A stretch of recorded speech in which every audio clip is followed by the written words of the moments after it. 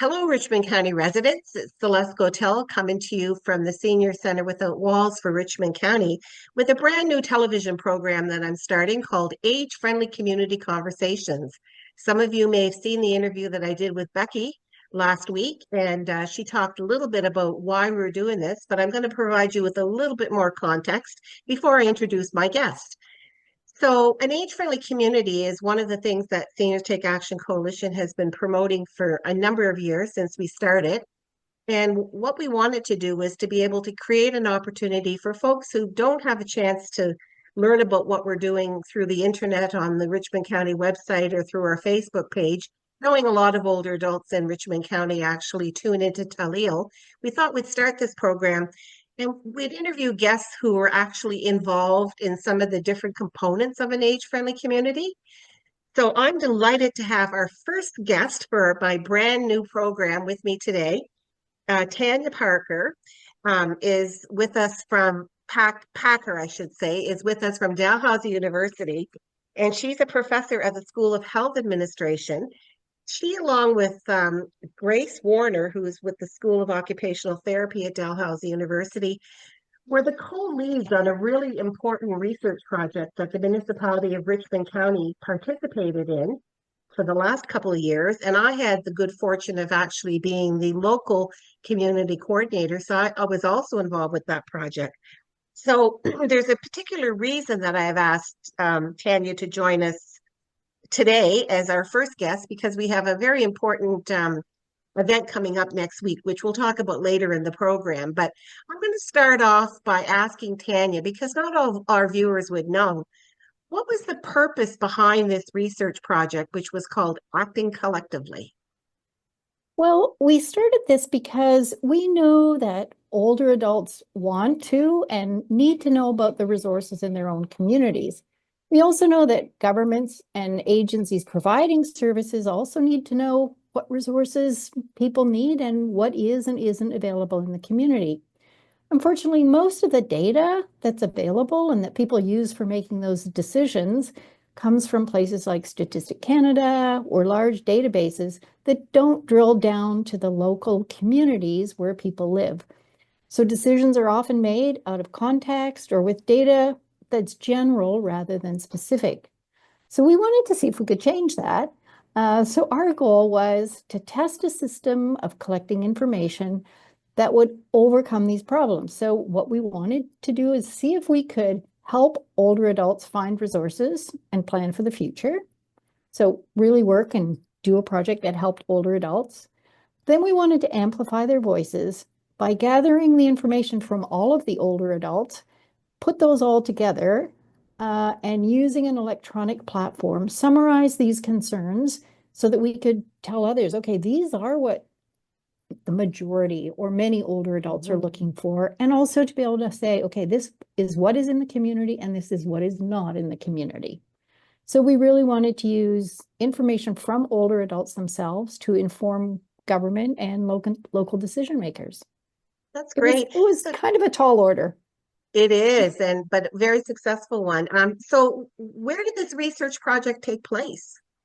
Well, it took place in 3 communities in Cape Breton, actually. In fact, everything came from Cape Breton. So it was Richmond Community, Victoria Community, and CVRM. And so this was a kind of a partnership with the municipalities that wanted to get this information?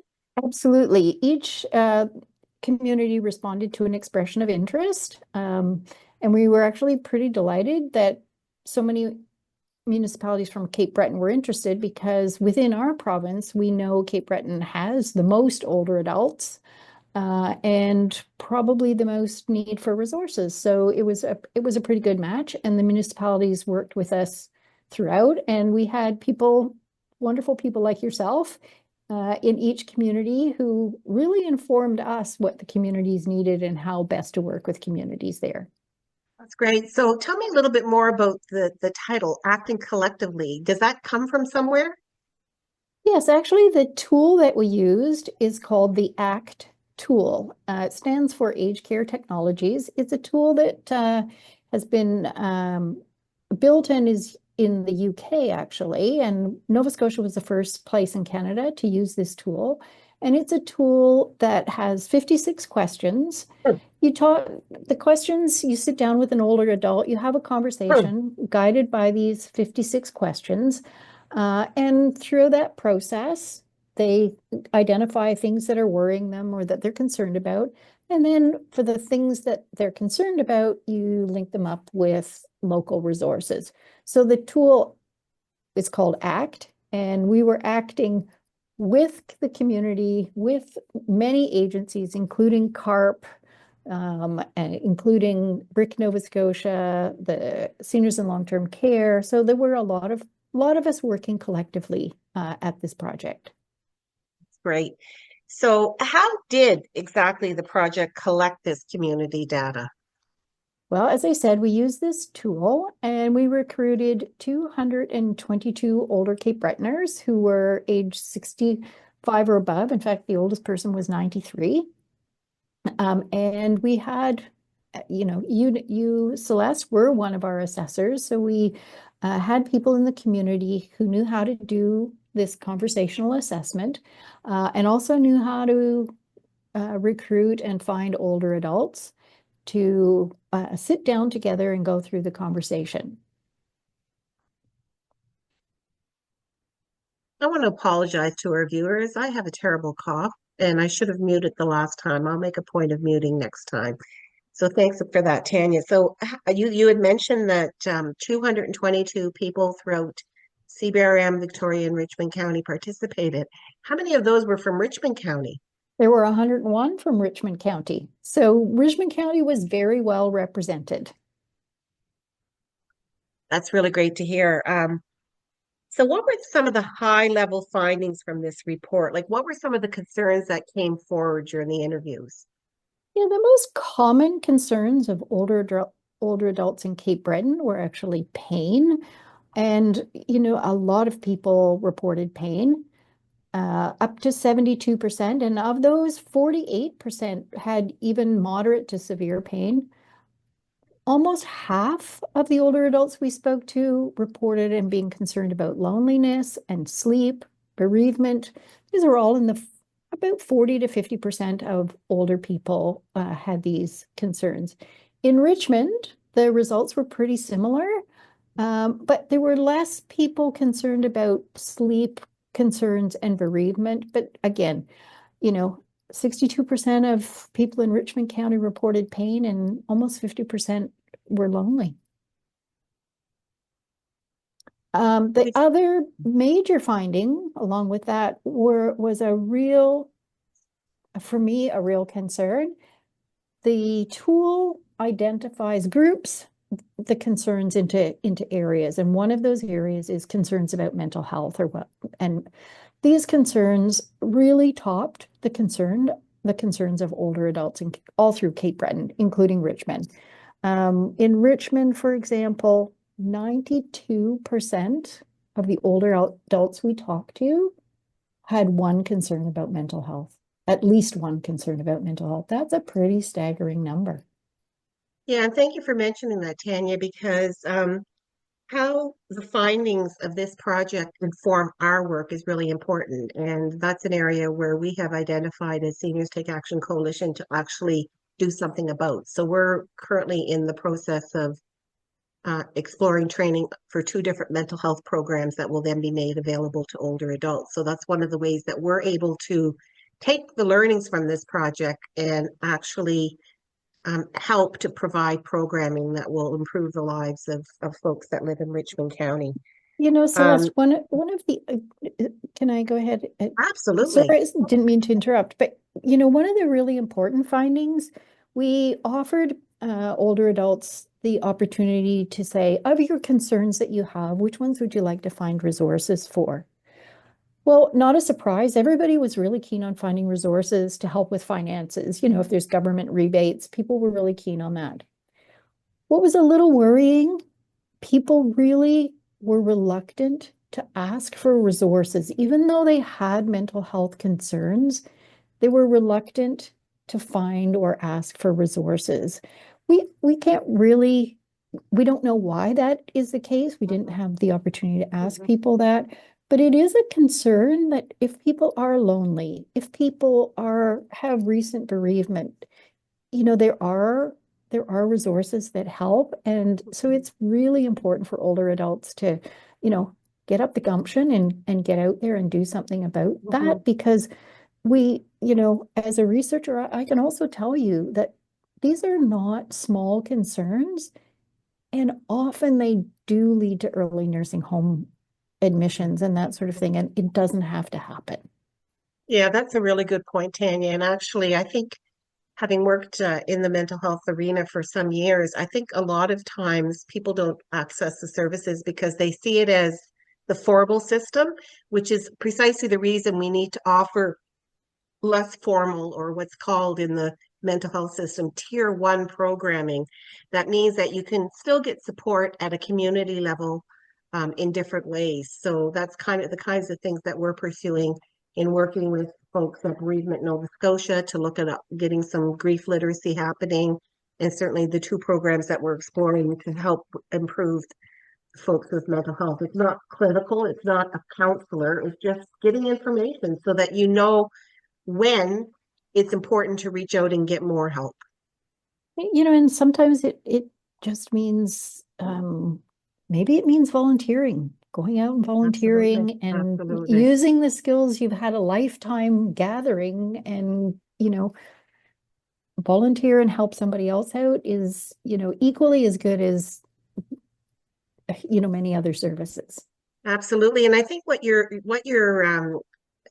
kind of highlighting is the importance of this research and its connection with those eight ingredients of an age-friendly community. Because when we talk about an age-friendly community, we're talking about people feeling socially included, having an opportunity to socially participate, having access to information and communication, having community supports and health services available, as well as appropriate housing and transportation. These are all things that factor into aging well in place, if you will. So I think this research probably has things, findings that go well beyond the just testing of the tool, that has given us a wealth of information about how we can move forward as an organization. So I guess that kind of, speaks to how the project findings can help to inform communities. So do you want to elaborate on that a little bit more? I know I've weighed into it, but how can this project help to inform even municipalities and government? Well, as we were kind of talking about, there's a report from Canadian Institute for Health Information, which says that 1 in 9 older adults in Canada who have been admitted to a nursing home could stay at home if they had the needed resources. So, the findings from this report, we've really learned that staying at home, age-friendly communities requires early and proactive work on the part of older adults themselves who know what they want to do. It also requires early and proactive work for government agencies and provincial governments. So now we know what older adults are concerned about, and we have the numbers. We also know what kind of resources they want. So, for example, we know that older adults in Cape Breton want local resources. They want to be in person, or they want to be able to phone somebody. We know that we know where the gaps are. There's gaps for people with sleep problems and foot problems, so we know exactly where the gaps are. These findings help older adults. They help community agencies. We've provided extensive reports to each municipality, so they have the information, hopefully to act on, because once you have that information, municipalities can apply for government funding. Information and justification helps municipalities to apply for the right kind of funding that they need for their communities. So knowing the magnitude of the concerns helps them to decide on priorities. That's a really good point. So what are the next steps for this research? Well, as I said, to share our findings, And I think on the 28th, we're going to be doing that. We've been talking to Nova Scotia Health and Seniors in Long-Term Care because they were the ones who funded this. Just getting the findings out to as many community agencies and people as we can so that they can use them. So speaking of actually the 22nd, not the 28th, because we have two events coming up. That's okay. So speaking of May 22nd, what we have done is we've invited the team of the Acting Collectively team to join us for an event on Thursday, May 22nd, and it's a virtual Zoom event. So for those of you that are home and have access to an internet, you can participate by Zoom, and it's very easy for you to do that. You can reach out to Seniors Take Action and get the Zoom link, or you can check our Facebook page. It'll be posted, as well as the Acting Collectively Facebook page as well, for those of you that and you can contact either one of us if you're uncertain about how to participate by Zoom. But we've also provided two options for people to go in person if they prefer. And we're calling it a bit of a watch party. So essentially, you're going to be part of the same Zoom conversation, but the difference is you'll be gathering in person and you'll all be watching the presenters on a screen. And then you'll still be able to participate and ask questions and hear the exact same presentation. Those two locations are at the New Horizons Club in Ayrshire and at the Lordways Dr. Kingston Community Health Center. So that is at 10 a.m. till about 11:15 on Thursday, May 22nd, where you'll have an opportunity to participate and learn more and ask more questions. The other event that we're having, which I guess is came directly from the findings of this research and also feedback that we received last year during an annual event, is we're hosting a community health and wellness event on May 28th. That's the following week, where we have 35 community service providers from Community Services and Health that are going to be there in attendance from 10 till 2. And that speaks to people's desire to want to meet with people in person, learn more about what services are available, actually put a face to the name, and then they can always follow up with them personally if they have an issue, or they can just file that away in case an issue should arise in the future. So sometimes it's kind of preemptive, if you will, to know about what services are available before you're actually faced with the health crisis or what have you. So we'll be doing that as well. So those are two opportunities, and we have been provided some infographics, actually, high level of the findings that we'll have available to distribute that day. And where else can people find out about the findings? You have something on your Facebook page as well? Yes, there's the infographic is on our website, which is www.actingcollectively.ca. So folks can go there. They can email us at ACT for ACT-NS, so actns@dal.ca if people are interested in hearing more or just have questions about what we've been doing. Yeah, maybe what I'll do is I'll have Becky, when she does the editing for this particular episode, I'll list all those addresses and stuff as the final page of the interview. But that kind of concludes my questions, unless you had anything else that you wanted to share, Tanya. No, I just encourage people to get out to that event on the 28th because, we heard from a lot of older adults in Cape Breton. They participated in this project because they wanted to plan for the future. They're proactive, and that sounds like a great follow-up and a great opportunity to do that. Yeah, and we're delighted to have had the chance to work with you folks. It's been a really great experience, and certainly it's always great to be involved in research where you kind of know where the research is leading. So I'm very excited to kind of see what happens in future going forward.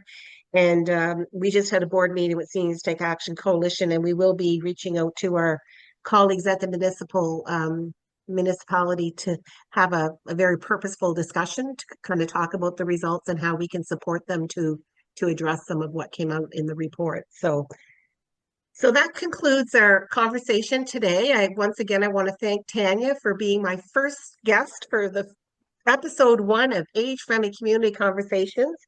And people should stay tuned because I'm going to have all kinds of interesting people join us to talk about all kinds of interesting things that happen in Richmond County that are of interest to older adults. So that's all for now, folks. Have a wonderful day.